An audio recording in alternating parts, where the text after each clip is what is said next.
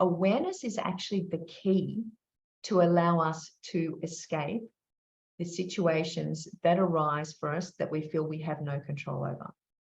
So when I say that, I'm looking at the fact that when we're in a situation and we're in that stress, we're in that one of the 4 F's, we're in that fight, we're in the flight, we're in the freeze, or we're in the fawn situation. When one of those situations come up, we really have a choice. And the choice is that we can go into our old patterns, our old beliefs, our old egoic sense of ourselves that is bred about from a limited perception and experience that we've had, and the conditions that we have taken on in the past that say that we can only do certain things within the framework of the matrix.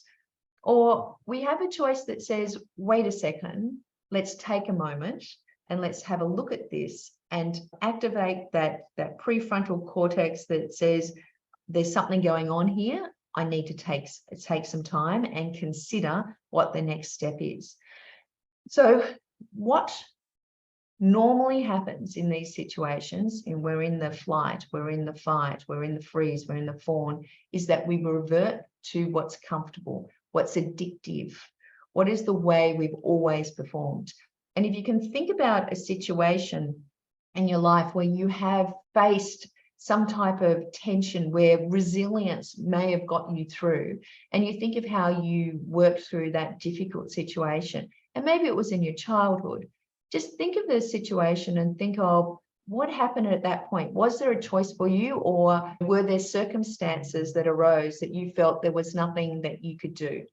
And as a child, we did have limited power to be able to do things. But if you move into being a young adult and think of a circumstance that comes up for you where as a young adult, you had this situation that arose, there was an awareness that you were not in control, that things were happening to you and you possibly didn't like the result. Or conversely, think of a situation where something happened and there was a situation, there was a circumstance, and you made a conscious choice. You took a moment and you made a conscious choice to do the unthinkable, the unnatural, the not expected, and you actually had a way to actually navigate your way through that circumstance. And then think of yourself as a young adult, maybe in relationships, maybe in career, maybe in a health choice that you have or a health situation. Did that thing happen to you? How did you react to it? So James Campbell has this saying, and I think it's really relevant for us here. And that really comes to the fact that when we think about the situation of pain, pain is inherent. As a human going through life, pain will happen. Pain is inherent, but suffering is optional. And what that means is how we turn up, how we actually navigate the situation and the circumstances that arise for us. So as we kind of go through this masterclass today, I just want you to consider, when are these circumstances that have come up in your past? And maybe there's something that's recently come up for you, and maybe it's something simple, like maybe there's a family disagreement or a car crash. There could be something that you have a fight with a government, or you have unexpected ill turn in your company and maybe a business partner has left, or a major contract, or the guy who's doing your website, and this tension and this worry and this kind of concern comes up. What's been your default modus of operandi? What have you done? And if you look at that, often what we see is the patterns that we've actually played out in the past as well. Now, I'd like to think that we're all conscious beings and we can pick this up very quickly and we make a choice to do things differently. But the reality is often in those times of stress, what happens is that we actually go back into our default patterns, our default beliefs, our default ways of dealing with the situation.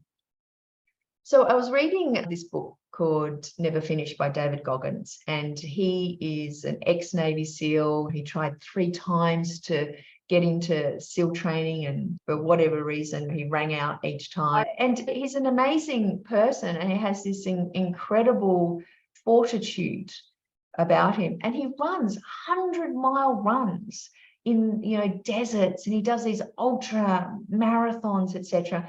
And he really is an incredible person. And just reading his book, he has this exercise that he does, and he calls it the mental lab. So he goes into his mental lab, and when there's a situation of stress or worry, and he talks about this situation where his kind of kryptonite as a trainee in the Navy SEALs was the Pacific Ocean, which, if you think about it, if you're a Navy SEAL, you probably have to have a good relationship with water. It just terrified him. The waves terrified him. Some of the biggest challenges were around these situations. And he talks about this moment where the team members have to hold arms and the waves come and batter you, and you get slammed into the sand. You have this choice. It's like, do I really want to be here? And he talks about this choice that he had. And he could just imagine he could wring out quite quickly. He could go to the hottest, warmest shower that he's ever experienced, eat well, rest and relax. And he looks back and he looks at those other people, and he then connects with what his goal is. And he thinks, well, if I do this, what's going to be the next logical thing that happens if I wring out? Well, I can go back to my hometown. I've got the competence to be a security guard or a lifesaver. That's about it.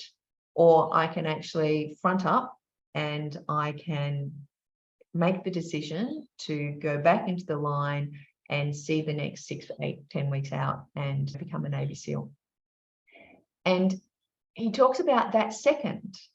And there's just the 1 second that allowed him to disconnect to the pain, the hardship, the water, the cold, everything that he was feeling. And it allowed him to actually go, what's the alternatives? If I take this path or I take that path, what happens? And I think, and he talks about that throughout his book, and he calls it taking a knee. So in times of doubt, take a knee for a second and just think about the two paths and what those outcomes are and what's the next obvious step. And so I was thinking about that and thinking, geez, having that time to actually take a step back and breathe and have that breath to give you oxygen, so you're not hyperventilating, which often happens when we're in stressful situations, but gives us an opportunity to really think about what that next step is.